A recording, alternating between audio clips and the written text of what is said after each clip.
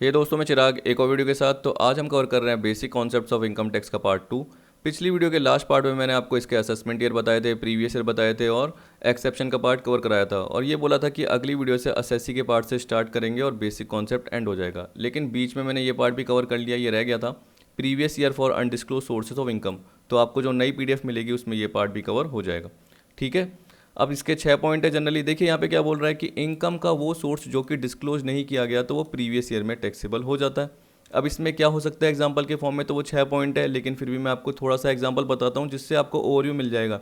देखिए, जैसे कोई इन्वेस्टमेंट आपने करा, वो बुक्स ऑफ अकाउंट में रिकॉर्ड नहीं करा, तो पूरा का पूरा जो वैल्यू ऑफ इन्वेस्टमेंट का पार्ट है वो क्या हो जाएगा, आपका इनकम का पार्ट मान लिया जाएगा। उस पर क्या लग जाएगा, आपका टैक्स रेट का पार्ट लग जाएगा। अब नॉर्मल नहीं लगेगी, इसमें टैक्स रेट ज़्यादा लगेगी, यानी 60% लगेगी।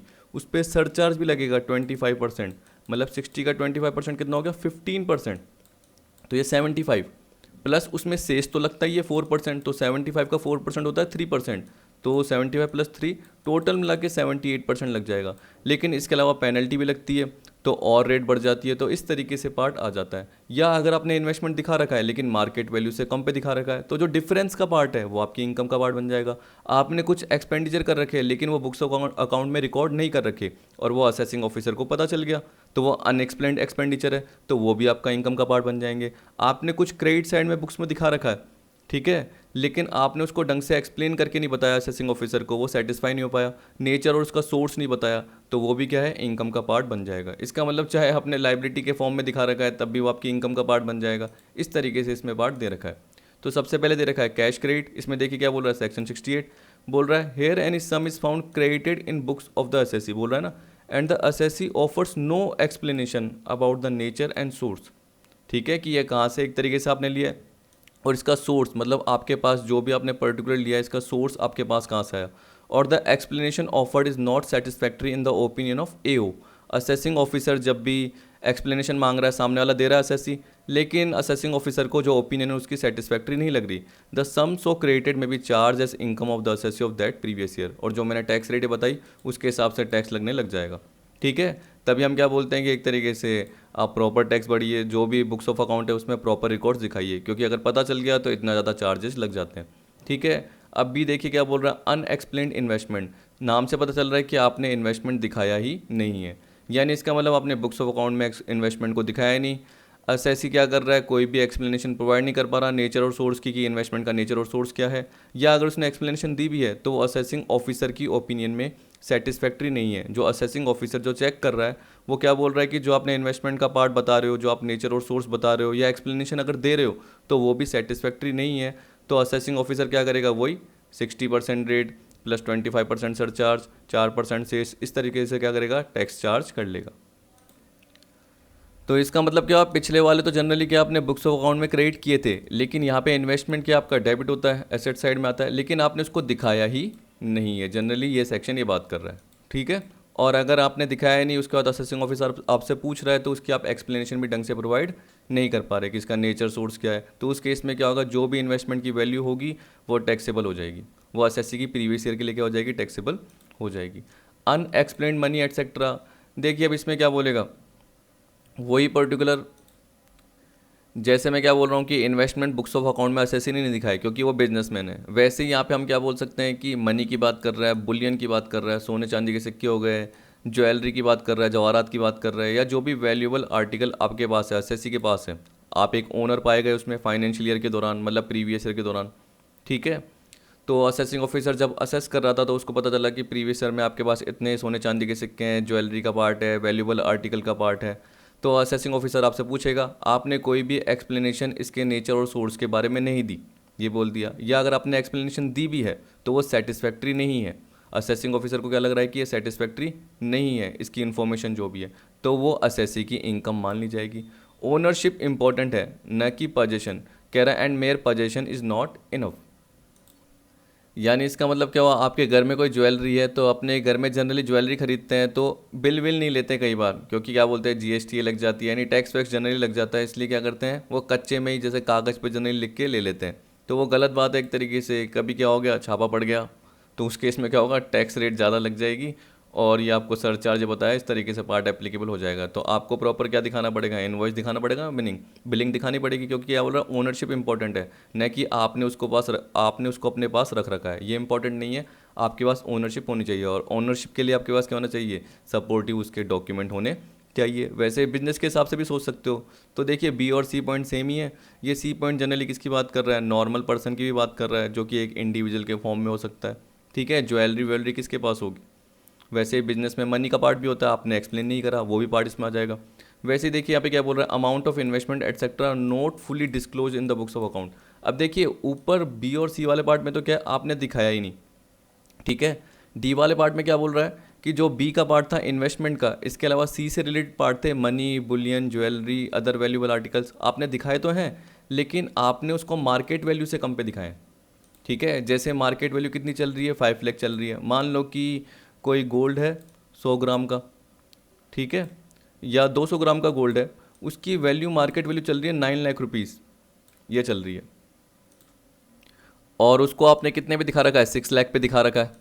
ठीक है, तो आपको जनरली क्या है, वो सारा सोर्स बताना पड़ेगा कि आपने 6 लाख पे क्यों दिखा रखा है। अगर नहीं बता पाए तो ये डिफरेंस का पार्ट है जो 3 लाख का, क्योंकि आपने तो 6 लाख बता रखा है, जबकि वैल्यू कितनी चल रही है 9 लाख के हिसाब से, तो आपको 9 लाख पे दिखाना चाहिए था बोल रहा है, लेकिन आपने 6 पे दिखा रखा है, तो 9 में से 6 गए, 3 लाख आपकी इनकम का पार्ट बन जाएगा। वैसे ही इन्वेस्टमेंट के केस में भी यही है कि इन्वेस्टमेंट क्या है, मार्केट वैल्यू 9 लाख चल रही है, आपने 6 लाख दिखा रखा है, तो 9 में से 6 गए, 3 लाख क्या हो जाएगा, आपकी इनकम का पार्ट बन जाएगा।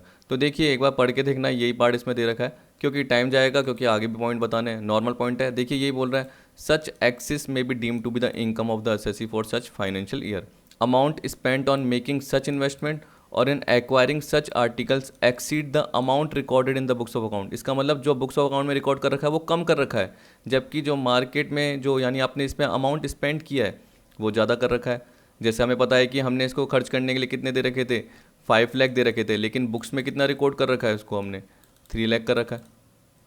ठीक है, यही तो हो गया कि 5 लाख हमने एक्सपेंडिचर करा, और उसको बुक्स ऑफ अकाउंट में हमने कितना दिखा रखा है, 3 लाख दिखा रखा है, तो हमने 2 लाख कम दिखाए। अब वो क्यों दिखाया है, वो रीज़न तो आपका अलग हो सकता है एसएससी का, लेकिन आपने जो कम दिखा रखा है वो क्यों दिखा रखा है, तो वो तो इनकम का पार्ट बन जाएगा, और उस पर उस हिसाब से एप्लीकेबल टैक्स रेट लग जाएगी। Unexplained expenditure section 69C। ठीक, अब यहाँ पे वो बोल रखा है कि एक तरीके से जो भी एसएससी ने एक्सपेंडिचर किया उसकी कोई एक्सप्लेनेशन नहीं दी, सीधी सी बात है कि इसका सोर्सेज क्या है। वैसे तो ज़्यादातर इन्वेस्टमेंट की बात कर रहा है, कैश क्रेडिट की बात कर रहा है, उसमें बोल रहा है नेचर एंड सोर्सेज। इसमें सिर्फ क्या बोल रहा है कि एक्सपेंडिचर का सोर्स कहाँ से आया, कि आपने जो एक्सपेंडिचर करा उसका रीज़न तो जनरली बताइए, वो आपने एक्सप्लेन नहीं कर रखा, और अगर एक्सप्लेन कर भी रहे हो तो सेटिस्फैक्ट्री नहीं है, तो उस केस में भी वो क्या बन जाएगा, जो एक्सपेंडिचर है वो भी इनकम बन जाएगा एसएससी की, और उस हिसाब से क्या हो जाएगा, उसमें टैक्स का पार्ट लगेगा। और देखिए यहाँ पे क्या बोल रहा है, such unexplained expenditure which is deemed to be the income of assessee shall not be allowed as deduction under any head of income. ये आ गया। सेट ऑफ इसके लिए भी अलाउड नहीं होता, तो वो नीचे मैंने लाइन में कवर कर रखा है, या नहीं भी कवर कर रखा तो आपको ध्यान आना चाहिए, नॉर्मल पार्ट अलाउ होगा ही नहीं। अमाउंट बोरोड और रीपेड ऑन हुंडी। जैसे देखिए आपको पता है कि बिल्स ऑफ एक्सचेंज का एक लीगल सिस्टम होता है, यानी नेगोशिएबल इंस्ट्रूमेंट एक्ट 1881 लगता है, लेकिन यहाँ पे हुंडी की बात कर रहा है, तो ये पहले चलता था, बहुत पहले। तो इस केस में हमने क्या बोल दिया, इसका अब लीगल कोई स्टेटस नहीं है। तो अगर आपने अमाउंट बोरो किया है, या जो भी अमाउंट बोरो किया है उसको रीपे किया है, जो कि अमाउंट बोरो किस पे किया आपने, हुंडी पे, तो वो जनरली एक तरीके से क्या हो जाएगा, जो भी आपने अमाउंट लिया है लोन के फॉर्म में, या जितना भी पे किया है, वो आपकी इनकम का पार्ट मान लिया जाएगा। सिंपल सा सोचना है। तो मान के चलिए कि अब इसका लीगल स्टेटस नहीं है, तो ये एक तरीके से कैश के फॉर्म में होता है, जबकि आप जो भी अमाउंट लेते हो उसका सोर्स क्या होना चाहिए, कि आपने अकाउंट पे ही चेक से लिया है, या किसी पर्टिकुलर बैंक के थ्रू। ठीक है, तो वो एक लीगल स्टेटस को डिनोट करता है। बिल्स ऑफ एक्सचेंज हो गया, वो लीगल स्टेटस को डिनोट करता है, जबकि ये नहीं कर रहा। तो यहाँ पे क्या बोल रहा है, here any amount is borrowed on a hundi और any amount due thereon is repaid. और ये बोल रहा है कि अगर इस पे जो हमने लोन लिया था, इसका अमाउंट ड्यू था, हमने रीपेड कर दिया, तो लोन लिया या चाहे रीपे कर दिया, other than through an account payee cheque drawn on a bank. तो बोल दिया ना, अकाउंट पे चेक के अलावा, मतलब ये कैश में था जनरली। ठीक है, द अमाउंट्स ऑफ बोरोड और repaid shall be deemed to be the income of the person borrowing और repaying for the previous year in which the amount was borrowed और रीपेड एज द केस में भी। इसका मतलब जिस साल आपने लोन लिया उस साल प्रीवियस ईयर में जैसे ही पता चल गया असेसिंग ऑफिसर को, तो आपकी इनकम मान ली जाएगी, या जब आपने रीपे किया और पता चल गया तो वो आपकी इनकम बन जाएगी। However, where any amount borrowed on a hundi has been deemed to be income of any person, he will not be again liable to be assessed in respect of such amount or repayment of such amount। कहने का मतलब अगर loan लिया तो generally assessing officer को पता चल गया तो वो इनकम मान ली गई। अब जब भी आप क्या कर रहे हो, पे तो करना ही है, तो जैसे ही आपने पे करा उस वक्त नहीं माना जाएगा, क्योंकि जब लोन लिया उस वक्त मान लिया गया इनकम का पार्ट, तो ये थोड़ी दो दो बार मान लेंगे, दो बार थोड़ी टैक्स लेंगे, इतना सारा टैक्स ले रहे हैं वो तो दो बार थोड़ी लेंगे। तो यहाँ पे बोल दिया कि अगर लोन ले लिया उस पर्टिकुलर पार्ट में आपकी इनकम मान ली गई तो रीपेमेंट करते समय आपकी इनकम नहीं मानी जाएगी क्योंकि पहले मान ली गई है। The amount repaid shall include interest paid on the amount borrowed. तो ये बोल रहा है कि अमाउंट रीपेड में जनरली क्या आएगा, जो भी लोन लिया है पर्टिकुलर उसके साथ जो भी इंटरेस्ट का पार्ट है वो भी जोड़ दिया जाएगा। रेट ऑफ टैक्स क्या बोल रखा है, ये बोल रहा है rate of tax for the deemed income, क्योंकि ये सारा पार्ट आपका डीम्ड इनकम का था under section 68 and 69 section 115 BBE। Such deemed incomes are tax at 60% plus surcharge at 25% of the tax. तो मैंने क्या बताया, 60 का 25% कितना होता है 70 यानी 15 होता है, तो 60 + 15 कितना हो गया 75। फिर उसमें 4% क्या कर दोगे आप, जो सेस जोड़ दोगे, ठीक है। तो जैसे ही एक बार करके देखना, 75 का 4% तो 3% होता है, तो 75 + 3 कितना हो गया 78% हो गया, ठीक। फिर अगले पॉइंट में क्या बोल रहा है, नाइदर बीईएल मतलब यहाँ पे मैंने शॉर्ट में लिख दिया, वैसे क्या है below exemption limit, nor any allowance nor set of any loss shall be allowable against such income. इसका मतलब जो भी आपकी इनकम हुई है उसके अगेंस्ट कोई भी लॉसेस का सेट ऑफ नहीं हो पाएगा, क्योंकि आपको पता है कि एक तरीके से आपने ये डिस्क्लोज नहीं की थी, या डिस्क्लोज भी की थी तो वो ढंग से नहीं की थी, एक्सप्लेन नहीं कर पाए, तो उस पर तो टैक्स की रेट हायर लग गई। तो हम बोल सकते हैं कि आपने छुपाया, इस वजह से क्या है जो भी एक्सपेंसेस का पार्ट या अलाउंस का पार्ट आ रहा है वो आपको अलाउ नहीं होगा। एग्जाम्पशन लिमिट से कम भी इनकम है तो भी उस केस में क्या होगा, ये टैक्सेबल तो होगा, 60% पार्ट लगेगा, 25% सरचार्ज लगेगा और 4% सेस का पार्ट लगेगा। इसके अलावा जो भी असेसिंग ऑफिसर पेनल्टी चार्ज करता है वही पार्ट लगेगा। या अगर इनकम टैक्स की रिटर्न आप भर रहे हो उसमें जनरली इस इनकम को आपने नहीं दिखाया, या जो भी टैक्स पेड का पार्ट है वो आपने नहीं करा, तो उस केस में भी क्या है पेनल्टी लग जाती है। अराउंड मेरे को जहाँ तक ध्यान आ रहा है ये 6% पेनल्टी लग जाती है, जो मैं बता रहा हूँ कि इनकम टैक्स रिटर्न नहीं भरी। तो एक बार उसको कंफर्म कर लेना, क्योंकि देखिए ये पर्टिकुलर इतना सारा सोचने की ज़रूरत है ही नहीं, आता ही नहीं है, लेकिन थियोरटिकल पार्ट तो आ सकता है ना, इसलिए तभी मैंने टैक्स की रेट बता दी। असेसी दे रखा है अब सेक्शन 2 सब सेक्शन 7 के अकॉर्डिंग। अब ये नॉर्मल सिंपल सा पार्ट है, ज़्यादा टिपिकल नहीं है। यहाँ पे देखिए क्या बोल रहा है, असेसी मीन्स, देखिए बोल रखा है a person by whom any tax और any other sum of money that is penalty और interest is payable under this act irrespective of the fact whether any proceeding under the act has been taken against him or not। ये बोल दिया। तो ये person जो कि क्या करेगा, कोई टैक्स या कोई भी पेनल्टी इंटरेस्ट का पार्ट एटसेट्रा जो भी इनसे रिलेटेड हो वो पे करेगा इस एक्ट के अकॉर्डिंग, पेबल है उसको पे करना है, चाहे प्रोसीडिंग इस एक्ट के अगेंस्ट उसके अगेंस्ट ली गई है या नहीं ली गई। इसका मतलब ये बोल दिया कि देखिए प्रोसीडिंग्स का जब भी मतलब पार्ट बोलेंगे तो प्रोसीडिंग का मतलब क्या हो गया, असेसमेंट ऑफ हिज इनकम, उसकी इनकम का असेसमेंट किया जा रहा है। यह बोल रहा है income of any other person in respect of हुम ही इज असेसेबल, यानी इसमें आप एग्जांपल ले सकते हो कि किसी माइनर चाइल्ड की इनकम हो गई जिसमें उसका फादर हो गया, उसके ऊपर जनरली क्या असेसेबल यानी असेसमेंट का पार्ट आ रहा है। Income of any other person in respect of हुम ही इज़ असेसेबल, ऐसे हो सकता है। और भी बहुत सारे केस आ सकते हैं आगे, लेकिन वो तो क्या हम डिटेल में आगे पढ़ते जाएंगे। नॉर्मल बता रहा हूँ, रिफंड ड्यू टू हिम और टू सच अदर पर्सन, इसी तरीके से जो भी इनकम टैक्स का रिफंड है वो एक तरीके से उसको मिलना है या जिस भी पर्सन को मिलना है। असेसमेंट ऑफ फ्रिंज बेनिफिट, तो ये सारा पार्ट अगर हुआ तो उसे प्रोसीडिंग बोलते हैं। देखिए यहाँ पे प्रोसीडिंग स्टार्टेड का मतलब क्या है, एक तरीके से नॉर्मल लैंग्वेज हम क्या बोलते हैं टैक्स पेयर, असेसी क्या होता है टैक्स पेयर जो टैक्स पे कर रहा है, लेकिन ज़रूरी नहीं कि ये पार्ट हो। अगर आपको पता है कि आपकी बेसिक एग्जाम्पशन लिमिट से कम इनकम भी है और आप रिटर्न भर रहे हो नॉर्मल, क्योंकि आपको लोन या चाहिए पर्टिकुलर, तब भी तो आप असेसी कहलाओगे। तो अगर आपकी इनकम का असेसमेंट ही हो रहा है, ठीक है, तब भी एक तरीके से क्या हो आप असेसी के पार्ट में आ रहे हो, तो जरूरी नहीं कि उस पर आपको टैक्स पे करना पड़े। तो प्रोसीडिंग हुई चाहे नहीं हुई हो, लेकिन अगर टैक्स का पार्ट बन रहा है या कोई पेनल्टी इंटरेस्ट लग गया तो आप क्या असेसी कहलाओगे। फिर इसी तरीके से बोल दिया every person in respect of whom any proceeding under this act has been taken, जो मैंने आपको बता दिया, whether or not he is liable for any tax interest or penalty, चाहे टैक्स निकल रहा है चाहे नहीं निकल रहा, for the assessment of his income और loss or the amount of refund due to him, मैंने बता दिया। इसी तरीके से फ्रिंज बेनिफिट के असेसमेंट का पार्ट भी बोल रखा था, तो उसको आप क्या करोगे ब्रेक करोगे ना पार्ट को तो आ जाएगा। अब देखिए पीडीएफ मेरे पास बहुत सारी अवेलेबल है, लेकिन आपको प्रोवाइड करके क्या करूँगा, क्योंकि वो पिछले ईयर की है आप कन्फ्यूज हो जाओगे, इसलिए जनरली जो पीडीएफ आपको प्रोवाइड कर रहा हूँ वो ये वाली कर रहा हूँ। अब देखिए सी वाला पार्ट बोल रहा है a person who is assessable in respect of income और loss of another person, every person who is deemed to be an assessee under any provision of this act. देखिए ये तो जनरली जो डीम्ड इनकम का part है मैंने आपको ऊपर बताया, ये पार्ट आएगा। इसके अलावा और भी पर्टिकुलर टॉपिक आते हैं। कोई एग्जांपल के फॉर्म में देखना चाहो तो क्या बोल सकते हो, हस्बैंड ने अपने वाइफ को कोई भी एसेट ट्रांसफ़र कर दी बिना किसी कंसिडरेशन के, जैसे 2 लाख की कोई एसेट ट्रांसफ़र कर दी और उस पर जो वाइफ को है इनकम हुई है मान लो 20,000 की 2 लाख पे, तो वो 20,000 किसकी होगी इनकम, डीम्ड इनकम किसकी मानी जाएगी, हस्बैंड की मानी जाएगी। तो इस तरीके से वो पर्सन आ गया। A person who is deemed to be an assessee in default under any provision of this act. इसका मतलब क्या है कि अगर आपको टीडीएस काटना आपने काट दिया लेकिन आपने क्या करा, जमा नहीं कराया। टीडीएस आपने काटा ही नहीं, दो चीज़ हो सकती है ना, टीडीएस डिडक्ट कर दिया लेकिन पे नहीं करा आपने, गवर्नमेंट में जमा नहीं कराया यानी डिपॉजिट नहीं कराया, और दूसरा क्या हो सकता है आपने टीडीएस काटा ही नहीं, तो आप क्या होगे, असेसी इन डिफ़ॉल्ट कहलाओगे और आपको ही जनरली वो देना पड़ेगा। इसी तरीके से एडवांस टैक्स जनरली आपने पे नहीं करा तो उस केस में भी आप असेसी इन डिफ़ॉल्ट कहलाओगे। ये नॉर्मल पार्ट है जिसमें असेसी का पार्ट आ गया।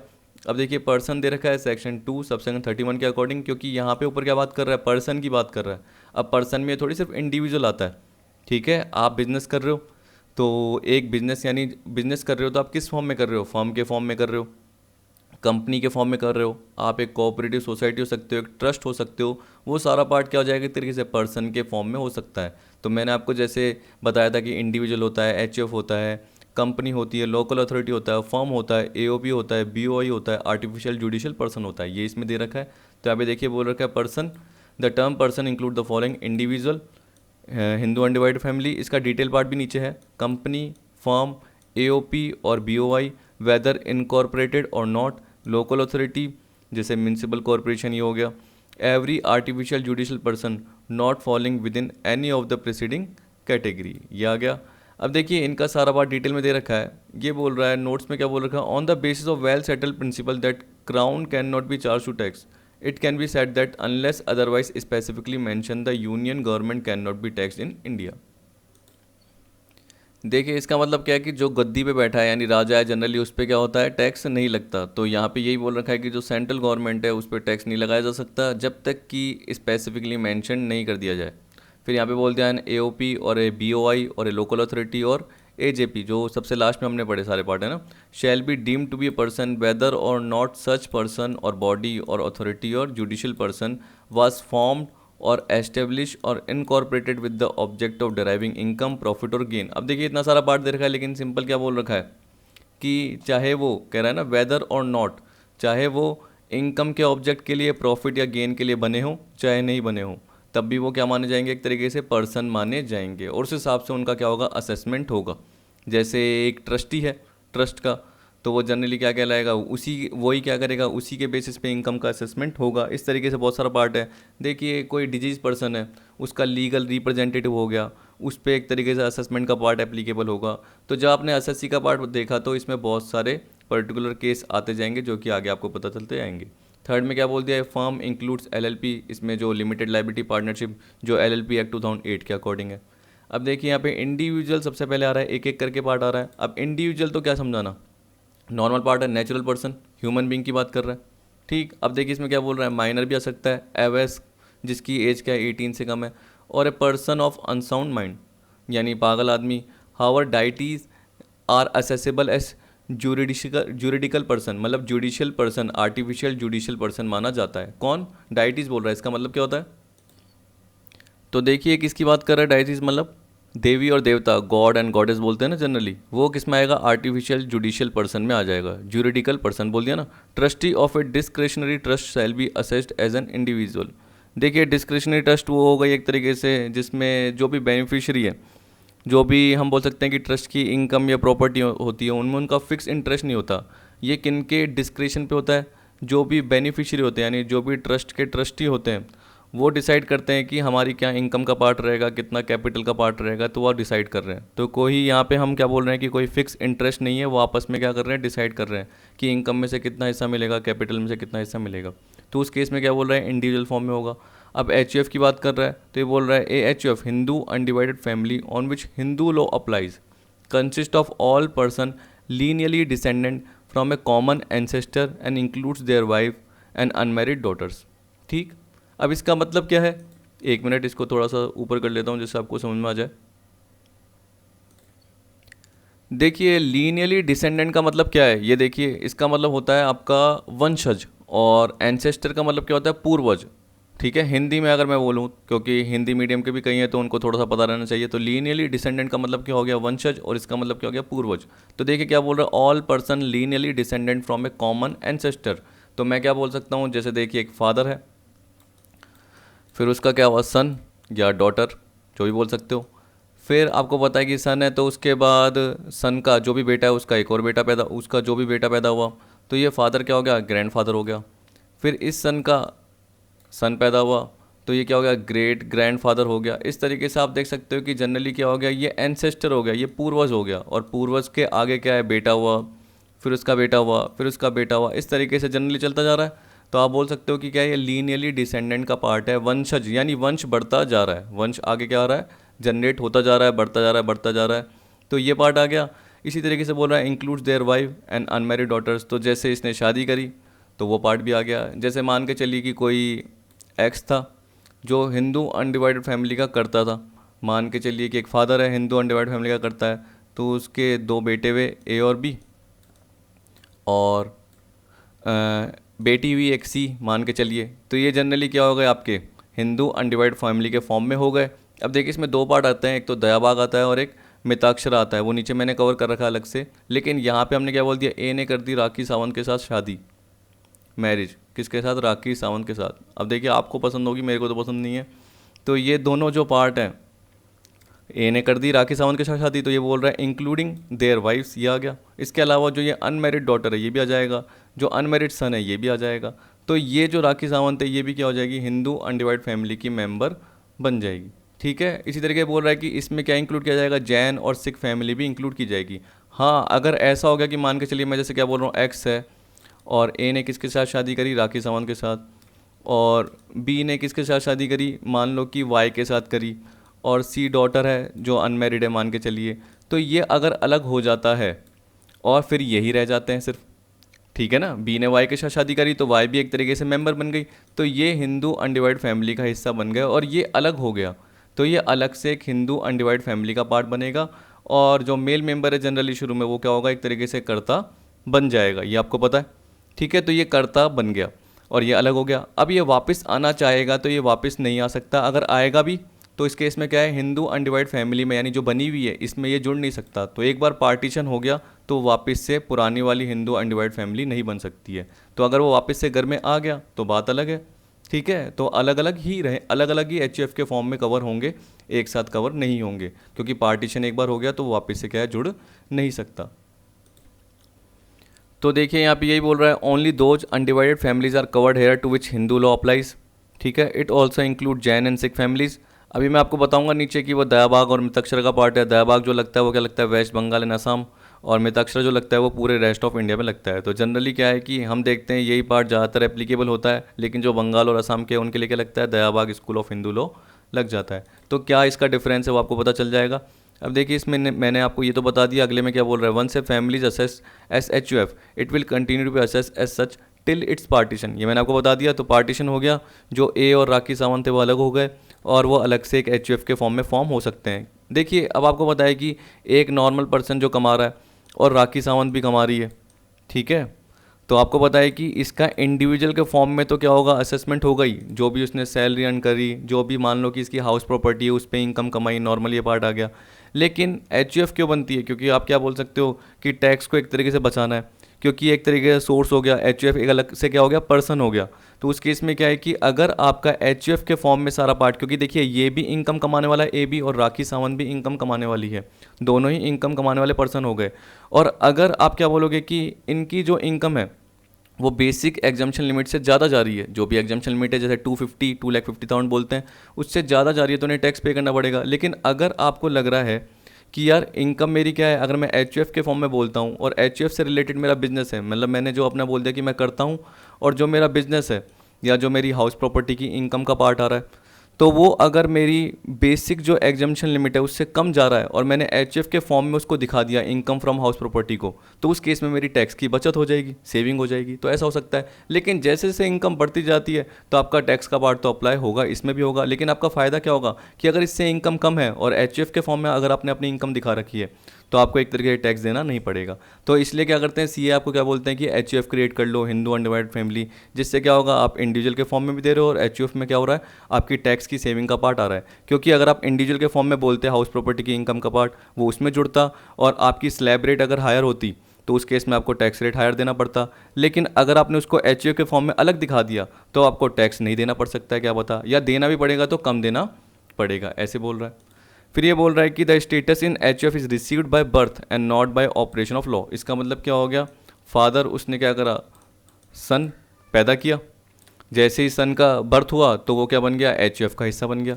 वैसे ही जो अनमैरिड डॉटर की बात करिए, डॉटर पैदा हुई तो वो भी क्या हो गई, एचयूएफ का हिस्सा बन गई।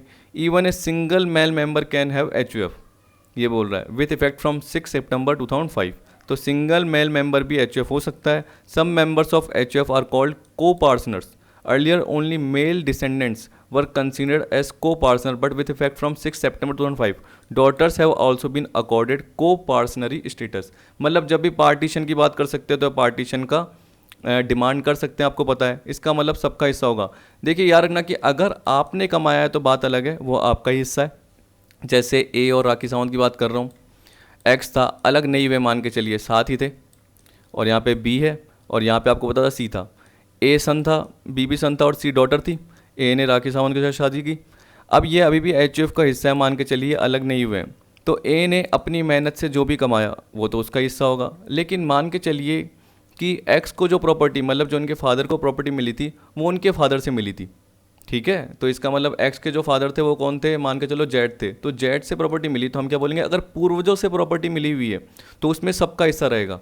सबका मतलब एक्स का भी है, ए का भी है, बी का भी है, सी का भी है, इसका भी है, तो इनका हिस्सा सबका रहेगा। यही तो हो गया। तो ये बोल रहा है कि कुछ मेंबर्स एचयूएफ में को पार्टनर होते हैं तो वो डिवाइड की मांग कर सकते हैं। अर्लियर क्या थे, सारे के सारे मेल डिसेंडेंट, इसका मतलब एक्स का जो ए, एक्स के जो बी, ये थे। लेकिन ये नहीं होती थी अनमैरिड डॉटर, ठीक है, जो भी डॉटर वो नहीं होती थी। लेकिन ये बोल दिया कि with effect from 6 September 2005 daughters have also been accorded coparcenary status. तो उसके बाद डॉटर्स को भी को पार्टनरी स्टेटस दे दिया गया और वो भी डिवीजन की मांग कर सकती है।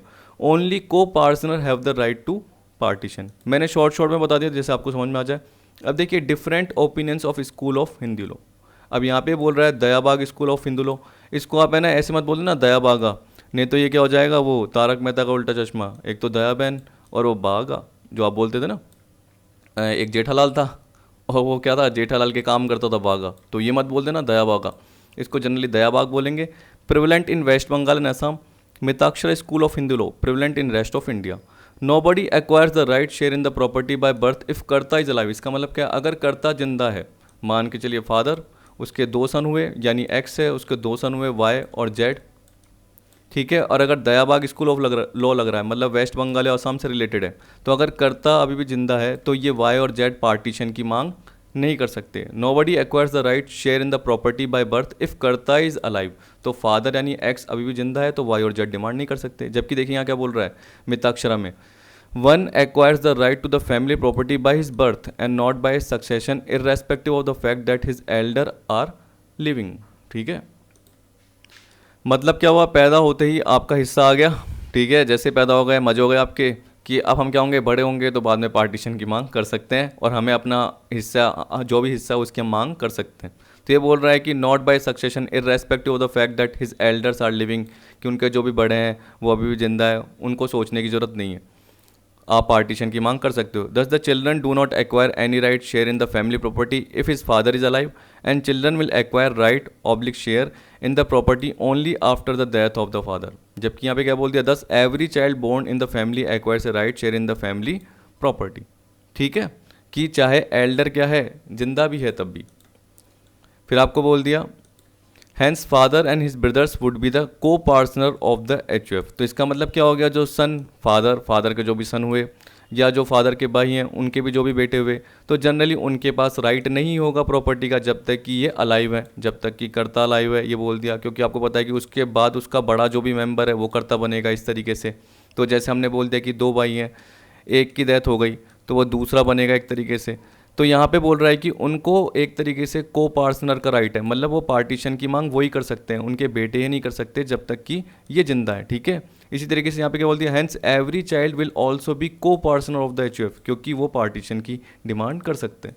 इस तरीके से थोड़ा थोड़ा पार्ट मैंने कवर करा दिया। अब आप मेरे को सीए के तरीके से बोलोगे कि बता दीजिए, तो वो क्या होगा, उसमें वो अलग से 20-25 मिनट ख़राब कर देगा। फिर भी मैंने आपको क्या कर दिया, 10 मिनट में नॉर्मल पार्ट बता दिया जो आपके काम का है।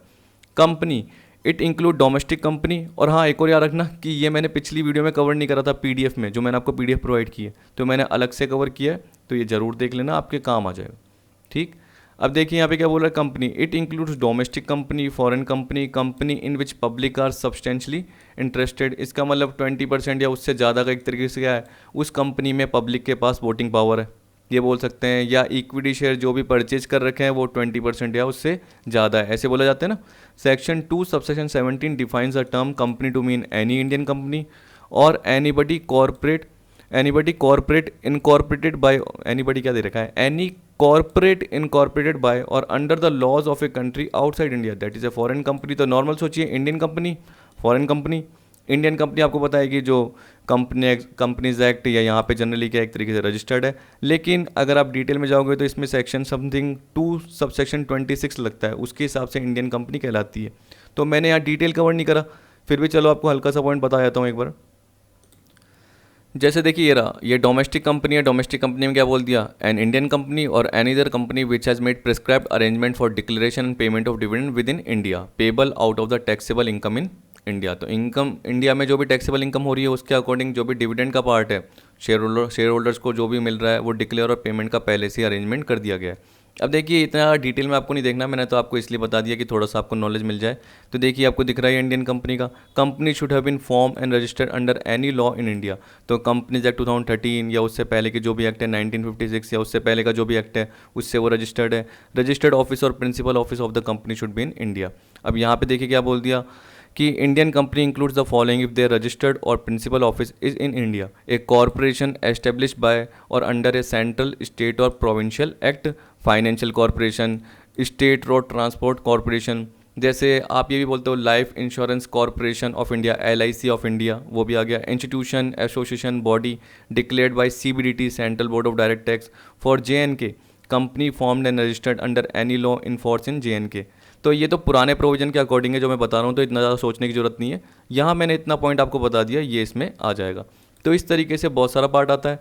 वैसे ही यहाँ पे बोल दिया एनी इंस्टीट्यूशन, एसोसिएशन और बॉडी वेदर इनकॉर्पोरेटेड और नॉट और वेदर इंडियन और non Indian which is declared by general और special order of the board to be a company only for such assessment year और असेसमेंट ईयर्स। तो यहाँ पे company के जो भी बोर्ड है उनके स्पेशल ऑर्डर के थ्रू या जनरल ऑर्डर के थ्रू, चाहे वो इंडियन हो चाहे नॉन इंडियन हो, चाहे इनकॉर्पोरेटेड हो चाहे नहीं हो, तो वो इंस्टीट्यूशन, एसोसिएशन, बॉडी एक तरीके से क्या कहलाया जाएगा, कंपनी कहलाया जाएगा। तो एक तरीके से इनकम टैक्स में डिटेल मीनिंग दी गई है, जबकि आप कंपनीज एक्ट में देखते हो तो नॉर्मल मीनिंग दे रखी है, लेकिन इसमें और भी पार्ट ऐड कर दिए गए। अब फॉर्म में क्या बोल रखा है, वही आपको पता है, पार्टनरशिप फॉर्म की बात करता है, जिसमें हम बोल सकते हैं कि LLP यानी लिमिटेड लायबिलिटी पार्टनरशिप भी इंक्लूड की जाती है, जो कि LLP एक्ट 2008 के अंदर डिफाइन की गई है। अब पार्टनरशिप का मतलब क्या है कि दो या उससे ज़्यादा पर्सन के बीच में रिलेशनशिप जो कि क्या है, आपस में मिल रहे हैं, प्रॉफिट को शेयर कर रहे हैं, बिजनेस चलाने के लिए एग्री हुए हैं, जिसमें बिजनेस उनके द्वारा यानी सबके द्वारा या उनमें से किसी एक पर्सन के थ्रू चलाया जा रहा है, जो कि मैंने आपको पार्टनरशिप में बता दिया था, नॉर्मल पार्ट है। तो यहाँ पे बोल रहा है it includes a partnership firm whether registered और not and shall include a limited liability partnership as defined in the limited liability partnership act 2008 as per section 4 of Indian partnership act 1932। Partnership means relationship between persons who have agreed to share profit of the business carried on by all or any one of them acting for the all।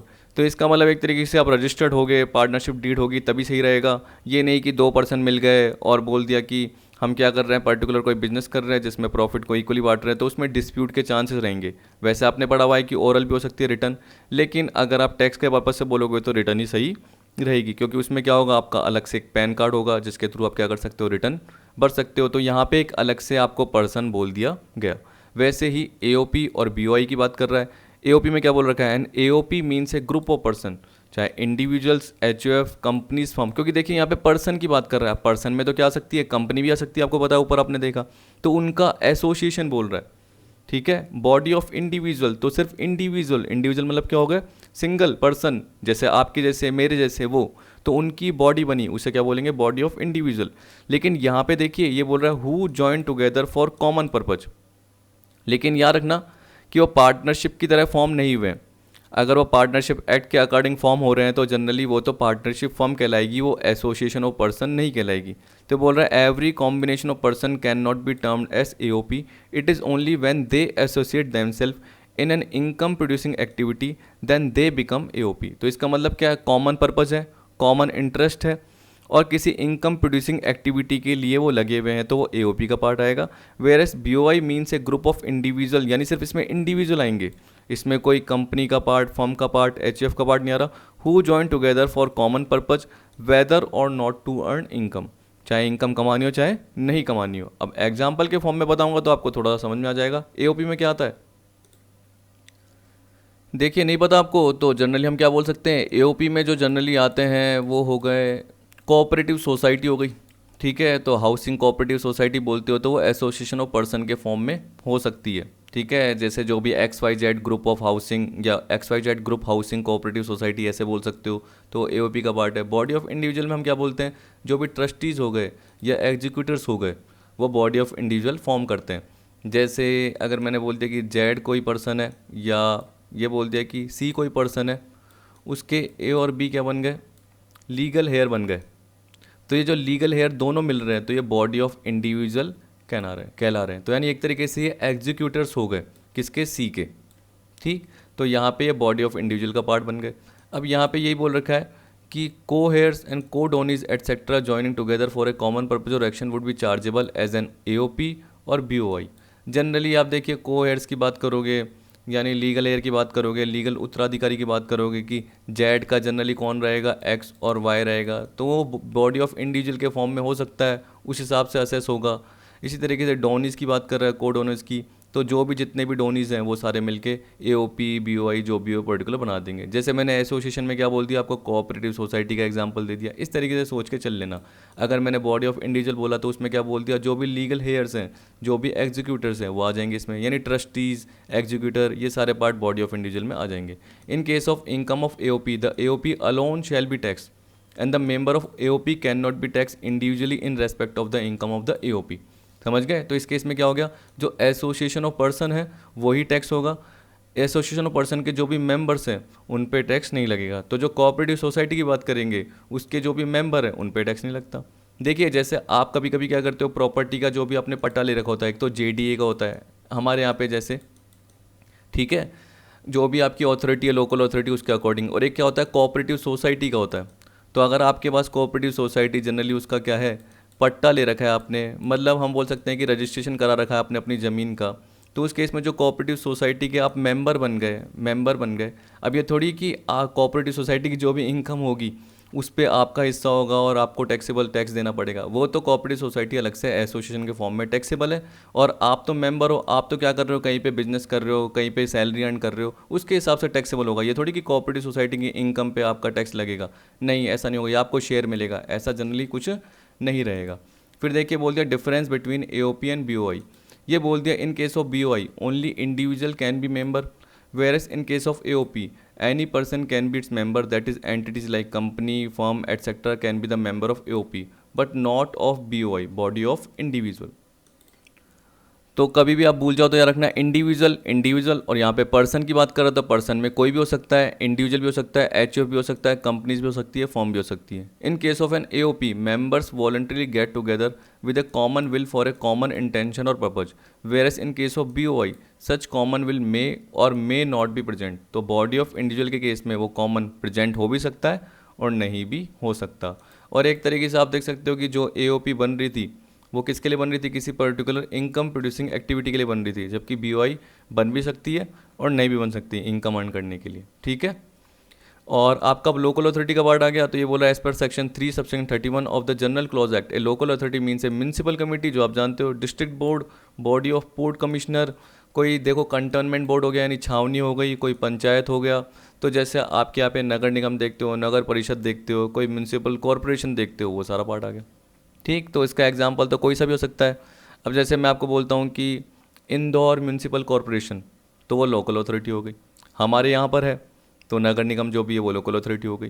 तो ये यही बोल रहा है, और other authorities legally entitle to और entrusted by the government with the control and management of a municipal और local fund. अब आ गया आर्टिफिशियल जुडिशियल पर्सन, तो इसमें क्या बोल रखा है, artificial juridical person or entities which are not natural person, जो कि नेचुरल पर्सन नहीं है, has separate entity in the eyes of law. याद रख लेना कि जो बाकी सारे ऊपर में नहीं आते तो जनरली वो किस में आएंगे, आर्टिफिशियल जुडिशियल या जुरिडिकल पर्सन में आ जाएंगे। अब देखिए यहाँ पे क्या बोल रहा है, separate entity in the eyes of law, may not be directly sued in court of law but they can be sued through persons managing them. देखिए इसका मतलब क्या हुआ कि ये खुद तो केस नहीं कर सकते, लेकिन इनको जो मैनेज कर रहे हैं वो जनरली केस कर सकते हैं। तो यहाँ पे आपको पता है, देखो देवी देवता डाइटीज बोल दिया, मतलब गॉड गॉडेज, आइडल्स मतलब जो भी मूर्तियाँ इनकी लगी हुई, टेम्पल इसकी बात करते हो ना, तो उसमें जो मूर्तियाँ हैं जनरली यूनिवर्सिटी की बात कर रहा है, बार काउंसिल की बात कर रहा है, etcetera. Note under the income tax act such person has been provided exemption from payment of tax under separate provisions of the act if certain condition mentioned therein are satisfied. तो उस हिसाब से क्या होगा, एग्जम्पशन का part apply हो जाएगा और उन्हें टैक्स पे करने की जरूरत नहीं होगी अगर सर्टेन कंडीशन इन्होंने अप्लाई कर दी हो। अब देखिए यहाँ पे कुछ एग्जांपल दे रखे हैं, determine the status of the following. तो देखिए बोल रहा है Howrah municipal corporation local authority, corporation bank limited, limited है company, mister Amitabh Bachchan individual, Amitabh Bachchan corporation limited company, a joint family of Shri Ram, Shrimati Ram and their son Luv and Kush, Hindu undivided family, Calcutta university, artificial judicial person, X and Y who are legal heirs of Z. तो मैंने आपको बताया था executor का part या जो भी trustees हैं वो आपस में मिल गए, तो कौन मिल गए, एक्स और वाई, तो बॉडी ऑफ इंडिविजुअल। तो देखो एक्स अलग है पर्सन इंडिविजुअल और वाई अलग है, मिलके क्या बन रहा है, बीओआई, सोल प्रोपराइटरशिप बिजनेस, मतलब सिंगल बिजनेस सिंगल पर्सन का है तो इंडिविजुअल, पार्टनरशिप बिजनेस फॉर्म। इस तरीके से नॉर्मल आ गया। तो ये नॉर्मल थे, ये आप देख के कर सकते थे। अब अपना पार्ट आ गया इनकम का, फिर मेरे हिसाब से थोड़ा सा राउंडिंग ऑफ का है और थोड़े से फॉर्मेट का पार्ट है, क्योंकि मैंने आपको बताया कि मैंने स्लैब रेट कवर नहीं करी, क्योंकि मुझे लग रहा था कि अभी पर्टिकुलर बताने का क्या फ़ायदा, क्योंकि अभी तो हम थियोरेटिकल पार्ट देख रहे हैं, रेसिडेंशियल स्टेटस देखेंगे, उसके आगे हम टैक्स इंसिडेंस का पार्ट देखेंगे, एग्रीकल्चर इनकम का पार्ट देखेंगे, फिर वो पाँचों हेड से रिलेटेड पार्ट देखेंगे, फिर मैं आपको बताऊँगा बाद में, ठीक है। तो यहाँ पे हम कवर कर रहे हैं, सबसे पहले क्या बोला, to consider any receipt as income following point should be kept in mind.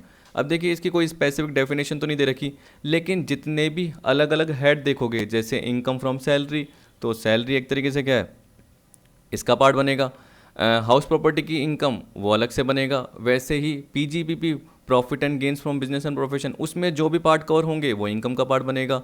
Income from capital gain से रिलेटेड जो पार्ट है वो इसका पार्ट बनेंगे। अदर सोर्स से रिलेटेड वो सारा पार्ट बनेंगे। चलो एक बार मैं दिखा देता हूँ मैंने क्यों नहीं कवर किया, क्योंकि वो नॉर्मल पार्ट है। एक मिनट रुकिए, ये देखिए दिख रहा है, income for the purpose of income tax act includes each of these will be covered in respective chapter, profit and gains, dividend, voluntary contribution received by charitable और रिलीजियस ट्रस्ट और इंस्टीट्यूशन और by certain research association. अब ये आगे आपको पता चलेगा जो इलेक्ट्रल ट्रस्ट की बात करता है। फिर देखिए profit in lieu of salary, आपको पता है कि सैलरी वाले पार्ट में एनी स्पेशल अलाउंस और बेनिफिट अदर देन परक्विजिट्स, ये भी आपके क्या है सैलरी वाले पार्ट में। इस तरीके से देख सकते हो। Profit and gains of business और प्रोफेशन, ये आपका पीजीबीपी में आता है, ठीक। डीम्ड प्रॉफिट का आपका पार्ट आ गया। एनी कैपिटल गेन चार्जेबल, तो ये कैपिटल गेन से रिलेटेड पार्ट है। तो ये सब स्पेसिफिक चैप्टर में आपको दे रखे होंगे। अगर आप इसकी बात कर रहे हो, any winning from lotteries, crossword puzzles, races including horse race, तो ये सारा पार्ट किस में आ जाएगा आपका, इनकम फ्रॉम अदर सोर्स में आ जाएगा। Any sum received by assessee from his employees contribution to any PF, SAF, ESI, तो प्रोविडेंट फंड, इस तरीके से आपको एम्प्लॉय स्टेट इंश्योरेंस, ये सारा पार्ट दे दिया, तो ये पार्ट भी आ जाएगा। तो वो अलग अलग हेडिंग में आ जाएगा, उसके हिसाब से कवर करेंगे। अब देख सकते हैं कि यहाँ पे क्या बोल रखा है, to consider any receipt as income following point should be kept in the mind. Cash versus kind, income में भी रिसीव्ड इन कैश और इन काइंड, क्योंकि देखिए असर्शन, रीजनिंग या चार आपके ऑप्शन आ जाएंगे, उसमें कौन सा बोल देगा कि कौन सा ट्रू नहीं है, तो उसमें ये कवर आपके हो सकते हैं जो जनरली आप देख रहे हो कि ये हमें पॉइंट माइंड में रखने चाहिए। Income received in kind is to be valued as per the rule prescribed and if there is no specific direction regarding valuation in the act और rule it may be valued at market price, ठीक है।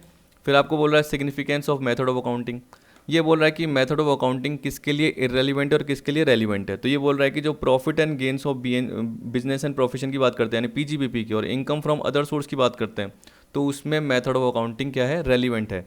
लेकिन बाकी सारे जो भी head देखोगे उसके लिए इररेलिवेंट है, क्योंकि सैलरी में जनरली आप सैलरीड पर्सन हो, उसमें अकाउंटिंग की ज़रूरत ही नहीं होती, तो इररेलिवेंट हो गया। इनकम फ्रॉम हाउस प्रॉपर्टी, इसमें भी जनरली क्या आता है आपका ग्रॉस एनुअल वैल्यू, फिर नेट एनुअल वैल्यू, तो उसमें भी आपको अकाउंटिंग की ज़रूरत नहीं होती। यानी कैश बेसिस या मर्केंटाइल बेसिस आप बोलते हो या ड्यू बेसिस की बात करते हो, उसको आपको देखने की ज़रूरत ही नहीं होती। वैसे कैपिटल गेन की बात करते हैं, जो भी हमारे पास बिजनेस में कैपिटल असेट्स है उसको हमने क्या कर दी, बेच दी, शेयर्स हो गए बेच दिए, तो जनरली एक तरीके से उसमें जो कैपिटल गेन का पार्ट आया उसके लिए अकाउंटिंग के मेथड की ज़रूरत नहीं होती, क्योंकि इसमें तो सिर्फ कैलकुलेशन का पार्ट आएगा। लेकिन यहाँ पे क्या बोल दिया कि कैलकुलेशन तो हो गई, पर साथ में मेथड ऑफ अकाउंटिंग भी इंपॉर्टेंट होगी। जैसे आप प्रोफेशन की बात करते हो तो उसमें क्या होता है, रिसिप्ट बेसिस पे पार्ट होता है, तो वो रिसिप्ट बेसिस पे आप अकाउंटिंग मेंटेन कर रहे हो। लेकिन आप नॉर्मल ट्रेडिंग की बात कर रहे हो, बिजनेस की, मैन्युफैक्चरिंग की बात कर रहे हो, तो वो क्या करते हैं, मर्केंटाइल बेसिस पे करते हैं, ड्यू बेसिस पे करते हैं। इस तरीके से वो अकाउंटिंग मेंटेन कर सकते हैं। In case of income under the head profit and gains of business और profession and income from other source other than dividend, income shall be taxable on cash और accrual basis as per the method of accountancy regularly followed by the assessee. Accrual basis क्या हो गया, एक तरीके से mercantile basis जिसको आप बोल सकते हो, जिसको आप बोल सकते हो ड्यू बेसिस पे। और जनरली आपको पता है कि ट्रेडिंग मैन्युफैक्चरिंग बिजनेस क्या करते हैं, ड्यू बेसिस पे अकाउंटिंग करते हैं, कि मतलब जितना उस साल का क्या है, सर्विस जितनी प्रोवाइड की है या सर्विस एक तरीके से जितनी ली है, उसके बेसिस पे क्या होगा, एक्सपेंस और इनकम का पार्ट ड्यू होगा और उतना ही बिजनेस में दिखाया जाएगा। और जितना ज़्यादा लिया या कम लिया वो पर्टिकुलर एडजस्ट कर दिया जाएगा एडजस्टेबल एक्सपेंस और इनकम के फॉर्म में, जैसे आप prepaid expense, outstanding expense, accrued income, unearned income की बात करते हो। अब देखिए notional income, a person can not make profit out of transaction with himself, hence goods transferred from one department to another department at a profit shall not be treated as income of the business. तो एक department ने दूसरे department को भेजा, जो भी profit पे जोड़ के भेजा, वो तो इसलिए भेजते हैं क्योंकि जनरली क्या है, डिपार्टमेंट के जो भी पर्सन है, स्टाफ, उनको एक तरीके से नॉलेज ना हो जाए कि पर्टिकुलर गुड्स कितनी कॉस्ट पे आ रहा है, तो क्या करते हैं हम मार्कअप करके बेच देते हैं, मतलब उसमें प्रॉफिट जोड़ के बेच देते हैं। तो ये कोई क्या है, बिजनेस की रियल इनकम नहीं हुई, ये तो नॉशनल इनकम के फॉर्म में हो गया।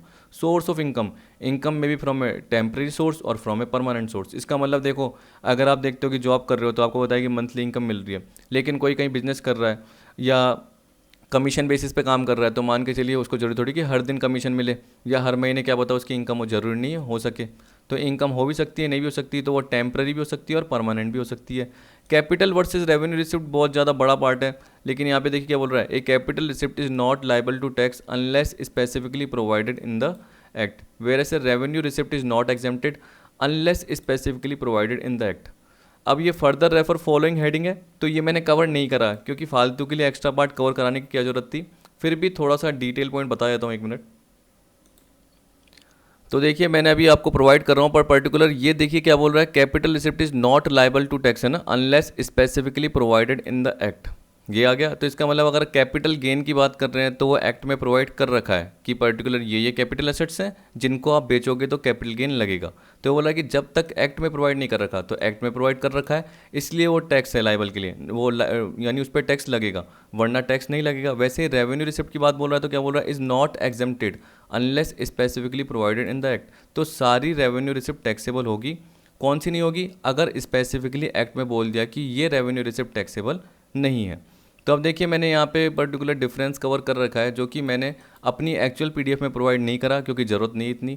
ये बोल रहा है receipt refer to fix capital, receipt towards substitution of source of income, amount received as compensation for surrender of any right of ownership. मतलब आपने अपनी प्रॉपर्टी को बेच दिया, उसको बेचने से जो भी कैपिटल गेन का पार्ट हुआ, आपके पास जो स्टॉक थे, शेयर्स थे, उसको आपने बेच दिया, आपके पास जो ज्वेलरी थी उसको आपने बेच दिया, उससे जो भी आपको कैपिटल रिसिप्ट मिली वो क्या हो गई, एक तरीके से आपका टैक्सेबल पार्ट हो गया, कैपिटल गेन में चले जाता है। ये बोला not taxable unless expressly provided, तो एक्ट में बोल रखा है तभी, वरना वो टैक्सेबल नहीं होता। लेकिन रेवेन्यू रिसिप्ट हमेशा टैक्सेबल होती है। अगर स्पेसिफिकली बोल दिया कि ये रेवेन्यू रिसिप्ट टैक्सेबल नहीं है तो वो नहीं होगी। Receipt referable to circulating capital, any receipt towards substitution of income, any compensation received for the loss of future profit. ये आ गया। अब देखिए मैंने ज़्यादा डिटेल में पार्ट एक्सप्लेन नहीं कर रखा आपको क्योंकि आपके ज़्यादा ये पार्ट काम में नहीं आएगा, तो मैं ये पर्टिकुलर लाइन हटा दूंगा क्योंकि ये इतना ज़्यादा इंपॉर्टेंट नहीं है। Loss income also include negative income, तो ये नहीं कि हम सिर्फ क्या बोलेंगे एक तरीके से कि पॉजिटिव इनकम मतलब जो प्रॉफिट हुआ है या इनकम आपने जनरेट की है, लेकिन उसके साथ लॉस का पार्ट भी असेस होता है और असेसमेंट में आता है। Disputed income, in case of dispute regarding the title of income, assessment of income can not B withheld and such income normally B tax in the hand of recipient, यानी जिसके पास income आती है उसको ही tax देना पड़ेगा उस वक्त के लिए जब तक कि डिस्प्यूट चल रहा है। जैसे कोर्ट में केस चल रहा है, अब आपको पता है कि भाइयों में, दो भाइयों में केस चल रहा है, पर जनरली देखो ए और बी भाई है, ए के पास ही इनकम आती है और बी ने क्या कर दिया, कोर्ट में केस कर दिया। तो जब तक ए के पास इनकम आती रहेगी वही टैक्स देता रहेगा जब तक कि डिस्प्यूट सॉल्व नहीं होता। रिम्बर्समेंट, ये बोल रहा है कि mayor reimbursement of expenses is not an income, कि सिर्फ एक्सपेंसेस का रिम्बर्समेंट कर दिया वो कोई इनकम का पार्ट नहीं है। लेकिन कुछ केसेस में हम क्या देखेंगे कि जैसे अलाउंस वलाउंस सैलरी के पार्ट में रिम्बर्समेंट हो जाता है और वो क्या होता है एक तरीके से आपके सैलरी के पार्ट में जुड़ जाता है, तो वो देखेंगे। Legality, the act does not make any difference between legal और इलीगल इनकम, तो चाहे लीगल हो चाहे इलीगल इनकम हो असेस होगी। हाँ, ये बात अलग है कि इलीगल इनकम ही होती है या अनडिस्क्लोज आप दिखाते हो तो उस केस में क्या होता है, वो हायर रेट जो भी अमाउंट होता है वो टैक्सेबल होता है, पेनल्टी लगती है, वो सारा पार्ट होता है। Double taxation, same income can not be tax twice, ये आपको पता है। फिर आपको बोल दिया इनकम बाय म्यूचुअल एक्टिविटीज़। देखिए इसका मतलब यहाँ पे ये भी कवर कर रखा है एक बार, इनकम बाय म्यूचुअल एक्टिविटीज़ का, ये रहा। Income must come from outside, income कहाँ से आनी चाहिए, आउटसाइड, बाहर से आना चाहिए। ए person can not earn income from himself, जो कि हमने ऊपर देखा था। इसके अलावा बोल दिया in case of mutual activities where some people contribute to common fund and are entitle to participate in the fund and a surplus arises which are distributed to the contributors of the fund, such surplus cannot be called income। अब वो income नहीं कहलाएगा तो इसका मतलब क्या है, उनके लिए टैक्सेबल नहीं रहेगा, ठीक, जिन पर्सन को मिल रही है। तो देखिए बोल रहा है in this regard it is to be noted that in case of mutual activities where some people contribute to the common fund and are entitle to participate in the fund and the surplus arises which is distributed among the contributor of the fund, such surplus cannot be termed as income। अब exception में क्या दे रखा है, income derived by trade, professional or similar association from rendering specific service to the members shall be taxable under section 28 subsection 3rd। तो ये तो generally normal business से रिलेटेड हो गई और अपने मेंबर को जो भी आपने सर्विस प्रोवाइड की तो उससे रिलेटेड पार्ट क्या होगा, इनकम का हो जाएगा। वैसे ही बोल दिया profit and gains of any insurance business carried on by a mutual insurance company or by a cooperative society. अब वो भी क्या है, प्रॉफिट के लिए है, वो भी एक तरीके से क्या है, कॉमन इंटरेस्ट के लिए तो है ही है। कॉमन फंड एक तरीके से लोगों ने कंट्रीब्यूट किया है, लेकिन बाहर लोगों से इंश्योरेंस करवा के क्या कर रहे हैं, अर्न भी तो कर रहे हैं, प्रॉफिट भी तो कमा रहे हैं। तो एक तरीके से जो कोऑपरेटिव सोसाइटी होगी, जैसे एओपी की बात करते हैं, एसोसिएशन ऑफ पर्सन, तो उस पर टैक्स तो लगेगा, तो उसके लिए वो इनकम का पार्ट बनेगा ही बनेगा। Profit and gains of any business of banking including providing credit facility carried on by a cooperative society with its member. तो आप देख सकते हो बहुत सारी आती है, जैसे आदर्श क्रेडिट कोऑपरेटिव सोसाइटी या उल्टी सीधी कोऑपरेटिव सोसाइटी बन जाती है, जो कि अपने मेंबर से क्या बोलती है कि इतना पैसा आप इन्वेस्ट करो, आपको क्या मिल जाएगा, डबल मिल जाएगा, इंटरेस्ट मिल जाएगा, फिर वो बक जाती है बाद में। फिर बोल दिया pin money. Pin money is money received by wife for her personal expenses and small savings made by a woman from money received from her husband for meeting household expense. Such receipt is not treated as income। तो इसको income नहीं माना जाएगा, क्योंकि देखिए pocket money दी जाती है, जैसे एक फादर द्वारा अपने बेटे को, तो फादर ने तो जो इनकम कमाई उस पर टैक्स लग गया। अभी थोड़ी बेटे को दी तो बेटे की इनकम, बेटे को जो भी मनी मिली उस पर टैक्स लगेगा, ऐसा हो ही नहीं सकता। वैसे ही बोल रहा है वाइफ को जो मनी दी जाती है उनके पर्सनल एक्सपेंसेस के लिए या जो भी वो स्मॉल सेविंग करती है वो कोई टैक्सेबल नहीं रहेगा, क्योंकि वो अपनी क्या कर रही है, बचा रही है या पर्सनल यूज के लिए उसको खर्च कर रही है। पर ये बोल दिया कि ये मान लो जो उसने बचाया उस सेविंग को उसने कहीं इन्वेस्ट कर दिया। अब जैसे बैंक में लगा दिया और बैंक में इंटरेस्ट का पार्ट मिल रहा है और इंटरेस्ट एक लिमिट से ज़्यादा हो गया, उस पर टीडीएस कट गया, तो वो तो जनरली क्या है, इनकम का पार्ट बनेगा ही बनेगा। तो ये बोल रहा है income on investment out of pin money shall be treated as income. अब आपको बोल दिया award received by a person related to his business or profession shall be treated as income incidental to such business or profession। इसका मतलब जो भी business और profession से रिलेटेड अवार्ड मिल रहे हैं, देखिए उसमें अमाउंट मिल गया, इंसेंटिव मिल गया, तो वो सारा पार्ट क्या बनेगा, एक तरीके से आपका इनकम का बनेगा। तो award receive by a person related to his business और profession shall be treated as income incidental to such business और profession. However award received by a non professional person in nature of gift and और personal testimonial the taxability thereof is subject to other provision of the act। देखिए इसका मतलब क्या होगा कि business profession से related जो भी पर्सन को अवार्ड मिल रहा है, क्योंकि उसका बिजनेस प्रोफेशन है उससे रिलेटेड अवार्ड मिल रहा है, तो वो तो इसकी इनकम का पार्ट है। लेकिन ये बोल रहा है कि नॉन प्रोफेशनल पर्सन को, यानी किसी सैलरीड पर्सन को अगर किसी अपने एम्प्लॉय से गिफ्ट मिल रहा है, एम्प्लॉयर से गिफ्ट मिल रहा है, सॉरी एम्प्लॉयर से गिफ्ट मिल रहा है, इसी तरीके से आपको किसी पर्सन से गिफ्ट मिल रहा है, तो उस केस में क्या होगा, अलग प्रोविजन लगेंगे और क्या पता हुआ इनकम फ्रॉम अदर सोर्स में जाए। जैसे मेरे पास शायद एक एग्जांपल है अभी के लिए, तो क्योंकि इतना डिटेल तो मैं आपको बता नहीं सकता, फिर भी देखिए ये रहा, gift of personal nature do not constitute income up to ₹50,000 received in cash, नहीं बनेगा। लेकिन अगर उसकी 50,000 से ज़्यादा फेयर मार्केट वैल्यू बन जाती है तो वो होली टैक्सेबल हो जाएगा। अब कैश में gift of personal nature do not constitute income up to ₹50,000 received in cash. लेकिन देखो क्या बोल रहा है, हावर गिफ्ट इन काइंड। अब तो देखो एक ये बोल सकता हूँ मैं कि अगर 50,000 से ज़्यादा का पार्ट एक तरीके से कैश में है, 60,000 हो गया, तो उस केस में क्या होगा, वो जो भी पर्सनल गिफ्ट है वो टैक्सेबल हो जाएगा। वैसे बोल रहा है however gift in kind having fair market values greater than ₹50,000 is wholly taxable. अब ये इनकम फ्रॉम अदर सोर्स में अलग से पढ़ोगे, अभी शॉर्ट में दे रखा है समझाने के लिए, तो पढ़ लो और क्या। अब देखिए बोल रहा है कि कंटीजेंट इवेंट जो किसी फ्यूचर इवेंट पे डिपेंडेंट है, तो उस केस में वो टैक्सेबल नहीं होगी, क्योंकि जब वो होगी तब जाके वो क्या होगी, उस वक्त की करंट इनकम बन जाएगी और तब जाके वो क्या होगी, टैक्सेबल होगी। तो बोल रहा है कंटीजेंट और anticipated income is not taxable, कि कोई फ्यूचर इवेंट होगा उस पर मुझे इनकम होगी, जब इनकम होगी तब जाके वो टैक्सेबल होगी। अब आपको दे रखा है सब्सिडी का पार्ट, ये बोल रहा है assistance in the form of a subsidy or grant or cash incentive or duty drawback or waiver or concession or reimbursement by the central government or state government or any authority or body or agency in cash or kind to the assessee. Example LPG subsidy. ठीक है, आपको पता है कि हाँ हमें तो generally मिलती है, अब तो ख़त्म हो गई, पर पहले क्या होता था 700 रुपीज़ ले जाते थे, और मान के चलिए कि जो वैल्यू थी वो 450 उन्होंने बोली, तो बाकी 250 क्या होता था बैंक अकाउंट में वापस से रिफंड हो जाता था, तो उसे हम क्या बोलते थे, LPG subsidy. Subsidy for establishing manufacturing unit in backward area. However, a subsidy or grant or reimbursement which is taken into account for determination of actual cost of asset as per explanation 10 to section 43 subsection 1 is not taxable separately. The subsidy or grant by the central government for the purpose of corpus of a trust or institution established by the central government or state government shall not be taxable. अब देखिए ये कुछ specific extra point है, अगर आपको देखने तो देख लेना, क्योंकि ये पर्टिकुलर अलग अलग प्रोविजन में आएंगे और अलग अलग हेडिंग में आएंगे। तो अभी आपको समझाऊंगा तो आपको इतना मेरे हिसाब से हर पर्टिकुलर पॉइंट में 5-6 मिनट लग जाएंगे और आपको एक्स्ट्रा बताना पड़ेगा। तो जब उसके पर्टिकुलर पॉइंट आएंगे तब जाके कवर करेंगे, ठीक है, जब सेक्शन 43 सबसेक्शन 1 आएगा। अभी तो स्पेसिफिकली बस आपको यही पॉइंट देख लेना है। अब देखिए यहाँ पे क्या बोल रहा है कि हेड्स ऑफ इनकम क्या होते हैं, ये आपको पता ही है, 5 हेड होते हैं। सेक्शन 14 के अकॉर्डिंग बता रखे हैं, सैलरीज का, इनकम फ्रॉम हाउस प्रॉपर्टी का, पीजीबीपी का, कैपिटल गेन का, इनकम फ्रॉम अदर सोर्स का। इन सब का टोटल करोगे, इस पे जो डिडक्शन का पार्ट है वो लेस कर दोगे, बाकी जो पार्ट आएगा वो क्या आएगा, आपका टोटल इनकम का पार्ट आ जाएगा, जिस पे एक तरीके से टैक्स का पार्ट अप्लाई होगा। इसमें और भी आगे पार्ट आता है, आपका रिबेट का पार्ट आता है, ठीक है, रिलीफ का पार्ट आता है, वो सारा पार्ट कवर करेंगे। लेकिन अभी सिंपल वे में देख रहे हैं, तो सिंपल वे में क्या दे रखा है, for computation of income all taxable income should fall under any of the 5 heads of income as mentioned above. If any type of income does not become part of any one of mentioned first 4 heads, it should be part of 5th head। ये बोल रहा है कि अगर कोई particular आपने क्या कर रखा है, जैसे गिफ्ट का पार्ट बताया, तो आपको क्या बताया, इनकम फ्रॉम अदर सोर्स में जाएगा, क्योंकि वो किसी पर्टिकुलर हेड में जा ही नहीं रहा। तो अगर वो चारों हेड में नहीं जाएगा तो किस में जाएगा, 5वें हेड में, इनकम फ्रॉम अदर सोर्स में जाएगा, जिसको क्या बोला जाता है, रेसिडुअल हेड। मतलब बाकी सारे हेड में डालने के बाद अगर इनकम किसी हेड में नहीं आ रही तो वो अदर सोर्स में चली आएगी।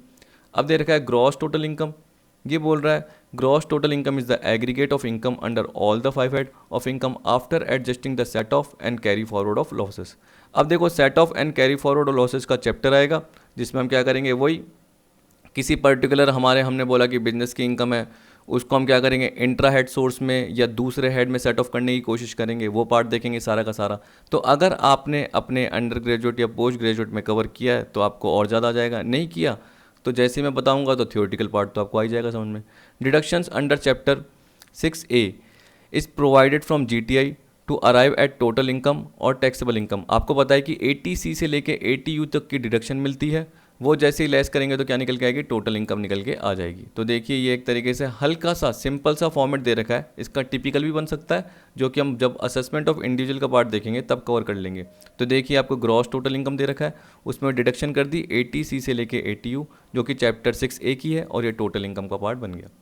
ठीक है, अब ये राउंडिंग ऑफ की बात कर रहा है। राउंडिंग ऑफ जनरली जो करते हो, क्या करते हो आप, 10 रुपीज़ के फॉर्म में करते हो। देखो जैसे क्या बोलती है कि टोटल इनकम का पार्ट बोल रखा है, तो अगर आपकी टोटल इनकम मैंने बोल दिया कि जैसे आ गई, कोई अमाउंट बोल देता हूँ ना जिससे आपको समझ में आ जाएगा, ये आ गई, तो आपको क्या करना है, 10 रुपीज़ के मल्टीपल में राउंड ऑफ करना है। किसके? 10 रुपीज़ के मल्टीपल में राउंड ऑफ करना है। तो यहाँ पे हम क्या बोलेंगे कि अगर 5 रुपये उससे ज़्यादा का अमाउंट होता तो यहाँ पे 650 की जगह होता 660, लेकिन ये 5 से कम का अमाउंट है तो यहाँ पे क्या रहेगा 50650।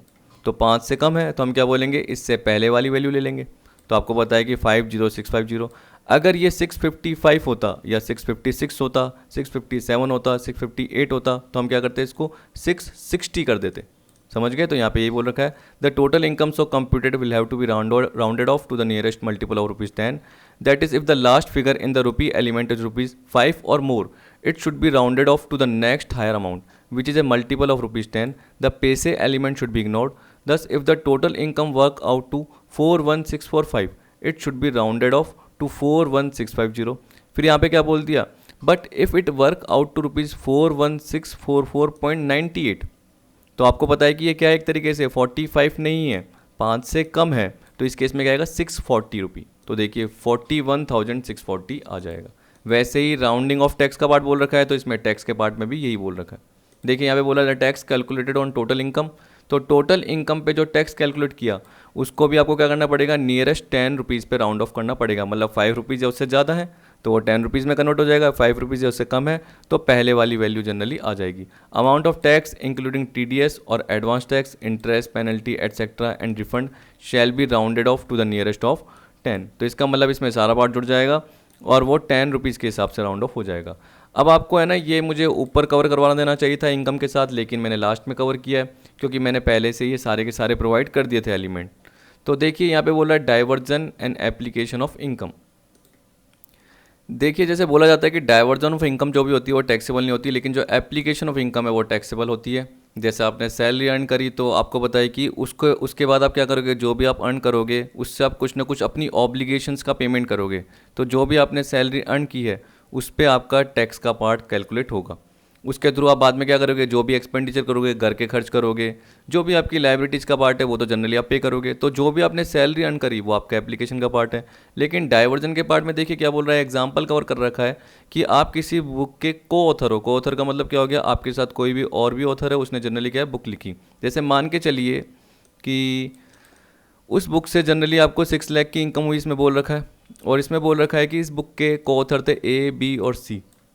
अब जो है ना मेन ऑथर मान के चल लीजिए, या जिसको जनरली पूरे के पूरे 6 लाख उस पब्लिशिंग हाउस ने प्रोवाइड किए, वो किसने करे, पब्लिशिंग हाउस ने उस ए को प्रोवाइड किए सारे की सारी इनकम का पार्ट 6 लाख का। अब देखिए सबका इक्वल हिस्सा था A, B, C का। तो ए ने क्या करा, इसको B को 2 लाख दे दिया और C को 2 लाख दे दिया और बाकी 2 लाख अपने पास रख लिए। तो इसका मतलब है थोड़ी कि A की पूरी क्या हो जाएगी, 6 लाख टैक्सेबल हो जाएगी। A की तो इनकम सिर्फ 2 लाख ही है। अब ये नहीं कि अगर A को पूरे 6 लाख दिए हैं तो A में ही टैक्सेबल होंगे, A में सिर्फ 2 लाख टैक्सेबल होंगे, B में 2 लाख टैक्सेबल होंगे और C में 2 लाख टैक्सेबल होंगे। तो जनरली इसको क्या बोला जाता है कि A को जैसे ही 6 लाख मिले उसने क्या कर दिया, B को दे दिया और C को दे दिया। तो एक तरीके से क्या है, डाइवर्जन ऑफ इनकम का पार्ट है। लेकिन एप्लीकेशन ऑफ इनकम का मतलब क्या है कि इसके पास इनकम कितनी आई है जिसके थ्रू क्या करेगा, ये अपनी लाइबिलिटीज़ या जो भी ऑब्लिगेशंस हैं उनको पे करेगा। ठीक है, और जो भी ऑब्लिगेशंस की बात कर रहा है, तो देखिए जैसे मैं एक पर्सन हूँ, मैं एक एसएससी हूँ, मेरे को जो भी इनकम मिली तो उस पर जो भी मेरे को ऑब्लिगेशन पे करनी पड़ेगी मेरी इच्छा से, क्योंकि मैंने उसके लिए क्या करा, कुछ ना कुछ सर्विस ली है तो मुझे क्या करना पड़ेगा, उसको पे करना पड़ेगा। तो वो मेरी इच्छा से होगा, यानी उसे हम क्या बोलते हैं, ग्रेटिट्यूस या सेल्फ इम्पोज, यानी मेरी इच्छा से होगा, कोई मुझे फोर्स नहीं कर रहा, बाहर की फोर्स नहीं कर रही कि आपको पे करना है। मैंने उनसे सर्विस ली है तो जनरली मुझे क्या करना पड़ेगा, अपनी ऑब्लिगेशन का पे करना पड़ेगा। पर मैं किस में से करूँगा, इनकम में से। तो जो भी इनकम बनी उस पर जनरली टैक्स का पार्ट आएगा। यहाँ पे देखिए ये बोल रहा है कि whereby virtue of an obligation income is diverted before it reaches to the assessee. ये बोल रहा है कि असेसी को रीच करने से पहले डाइवर्ट हो जाती है, मतलब कहीं और चले जाती है। It is known as diversion of income and it is not taxable. That is even if the assessee were to collect the income he does so on behalf of the person to whom it is payable. यानी मेरे कहने का मतलब क्या हुआ कि यहाँ पे क्या बोल रहा है, even if the assessee were to collect the income he does so on behalf of the person to whom it is payable. तो आपको पता है कि यहाँ पे 3 ऑथर थे, ए को सारा का सारा 6 लाख का पार्ट मिल रहा है रॉयल्टी का बुक का, लेकिन आपको पता है कि वो एक ही नहीं है, ये इक्वल है एक तरीके से, को ऑथर है और मान के चलिए कि इनका इक्वल हिस्सा था। तो ए ने क्या करा, बी को 2 लाख दे दिए और सी को 2 लाख दे दिए। तो कलेक्ट करने वाला कौन है, असेसी ए है, लेकिन वो क्या कर रहा है, किन को दे रहा है, बी को दे रहा है और सी को दे रहा है। तो इस केस में हम क्या बोलेंगे, डाइवर्जन कर दिया उसने। तो इसका मतलब ये नहीं कि 6 लाख पूरी की पूरी ए के अंडर में ही टैक्सेबल हो जाएगी, ऐसा नहीं है। ए के अंडर में सिर्फ 2 लाख ही टैक्सेबल होंगे। तो यहाँ पे लिखा नहीं है कहीं, लेकिन मैं आपको बता देता हूँ, ए के अंडर में 2 लाख ही होंगे, आपको भी पता होंगे, क्योंकि वो जनरली एप्लीकेशन ऑफ इनकम का पार्ट कितना है, ए के पास 2 लाख ही है। ये थोड़ी कि ए में ही 6 लाख पूरे टैक्सेबल हो जाएंगे और बी में 2 लाख हो जाएंगे और सी में 2 लाख, वो गलत हो जाएगा। ए में 2 लाख की इनकम टैक्सेबल होगी, बी में 2 लाख की होगी, सी में 2 लाख की होगी। ये नहीं कि ए को पूरे 6 लाख मिले तो उसमें टैक्सेबल हो जाएगा, ये गलत है। डाइवर्जन ऑफ इनकम का मतलब यही होता है। तो बोला इट इज़ नॉट टैक्सेबल, क्योंकि इसने क्या करी है, ए ने बी और सी को डाइवर्ट कर दी जो भी इनकम मिली है। तो ये बोला A B and C are coauthor of book, the publisher of the book gave the whole royalty of ₹6 lakh to A, A paid ₹2 lakh to B and C each. Such payment is not application of income but diversion of income. तो इसे हम क्या बोलेंगे, diversion बोलेंगे। अब जिनके पास आए हैं 2 लाख 2 लाख 2 लाख, उसके बाद उन्हें उन इनकम पे टैक्स देना पड़ेगा, ना कि 6 लाख पे ए को देना पड़ेगा। Application of income, if assessee applies his income to discharge his obligation which is gratuitous और self impose after the income reaches in the hand of assessee, it would be an application of income. इसका मतलब क्या बोल रहा है, देखिए, after the income reaches in the hand of the assessee, उसके बाद वो क्या करता है, ऑब्लिगेशन को पे करता है। इसका मतलब जो भी एक्सपेंडिचर हो गए, जो भी लाइबिलिटीज है, फिर पे कर रहा है।